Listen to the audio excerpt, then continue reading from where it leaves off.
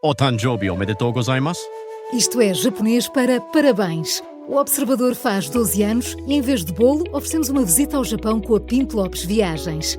Assine por apenas 39,90€ e habilite-se a ganhar. 12 anos a escrutinar o poder, 12 mil quilómetros para celebrar. Assine hoje em observador.pt. Arigatou.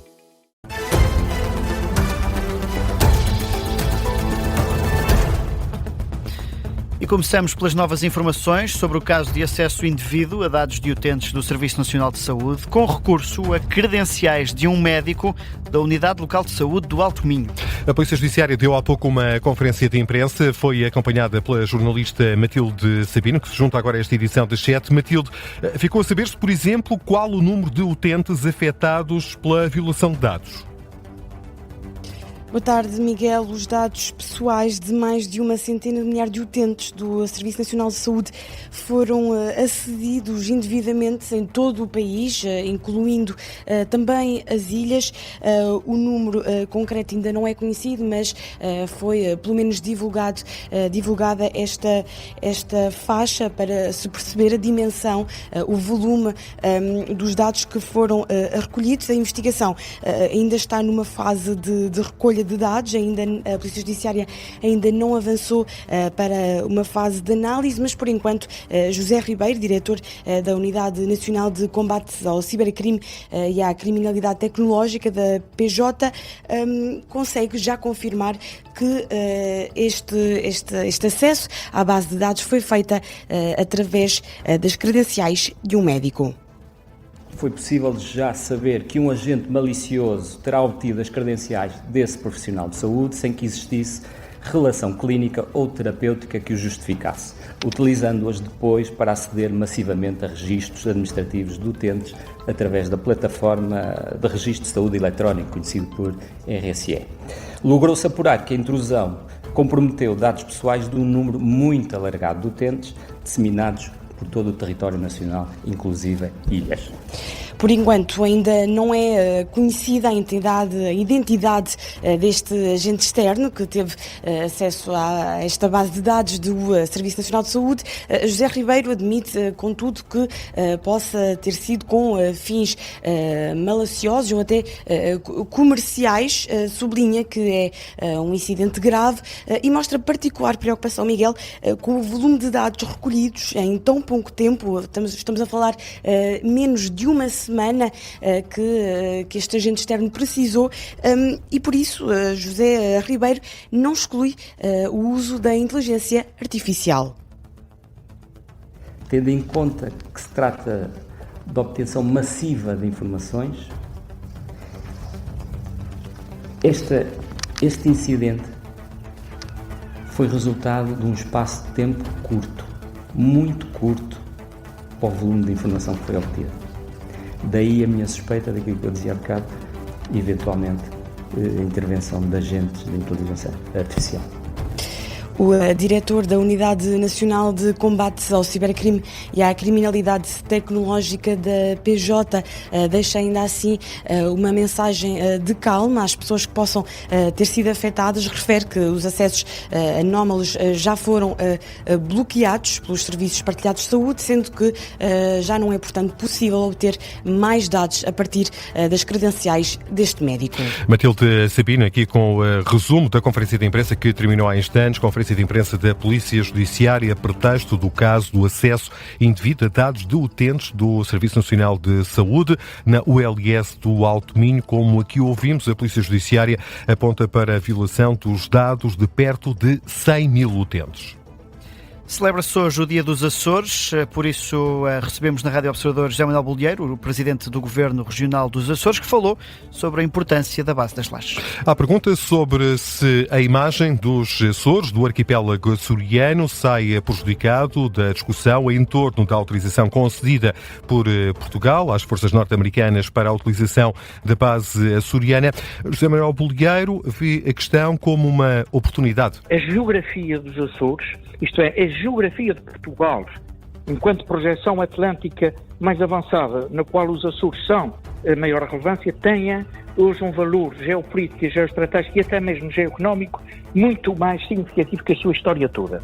E já a história foi rica no reconhecimento deste posicionamento geoestratégico. Mas não é apenas por uma razão, digamos, de militar, de guerra. Eu procuro potenciar a nossa geografia, a geografia atlântica dos Açores, nas suas dimensões mais globais. Nós precisamos projetar o território português nas suas dimensões marítima, oceânica e espacial e tecnológica. Uma oportunidade para José Manuel Bolieiro, o Presidente do Governo Regional dos Açores. Foi também questionado sobre a necessidade de uma revisão constitucional. Ora, o líder do Governo açoriano defende que a Constituição, sim, precisa de ser modernizada e a revisão representa uma oportunidade para o reforço da autonomia das regiões autónomas. Eu entendo que é possível, quer em cada revisão constitucional, como felizmente aconteceu desde a consagração constitucional em 1976 até todas as revisões constitucionais que foram sendo realizadas, foi possível sempre aprofundar a autonomia política e o conceito de democracia vivida nos Açores. E, portanto, acho que sim, em cada ciclo é sempre possível, face à modernidade, às exigências dos desafios do futuro, podermos aperfeiçoar, melhorar as condições da autonomia política e da democracia através de uma revisão da Constituição.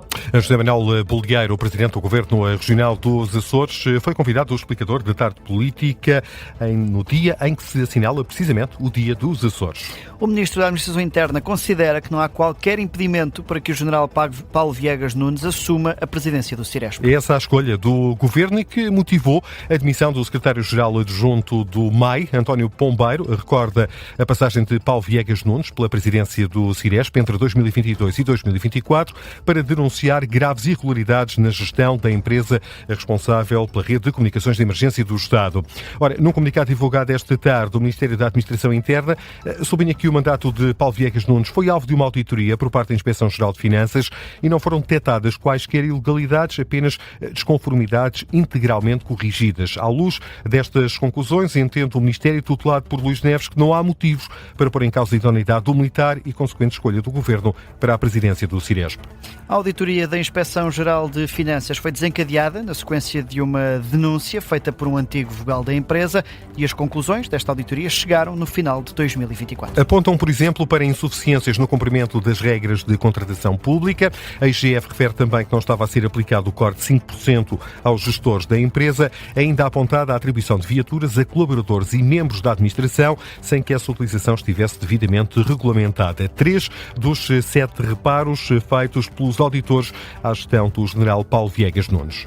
A escolha do Governo para a presidência desta empresa, do Ciresp, motivou já um pedido do Chega e da Iniciativa Liberal para ouvir o Ministro da Administração Interna no Parlamento. Querem também ouvir o Presidente escolhido para assumir a liderança da Ciresp S.A., Paulo Viegas Nunes, e o demissionário, a Secretário-Geral Adjunto do Ministério da Administração Interna, António Pombeiro.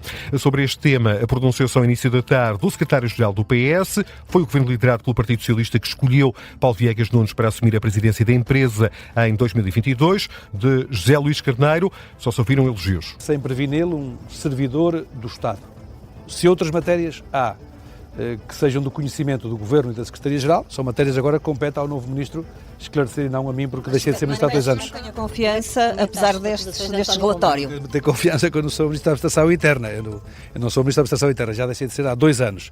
Agora o que vos digo é que aquilo que eu pude conhecer do cumprimento da missão que lhe foi confiada, vi nele um servidor do Estado. E espero que não haja quem o queira prejudicar por ele ser um servidor do interesse público do Estado. Foi o que disse o secretário-geral do PS à margem de visita a uma escola secundária no Porto, a Escola Secundária Alexandre Herculano. Passam agora 9 minutos das 7 da tarde, atualizamos também outras notícias em destaque.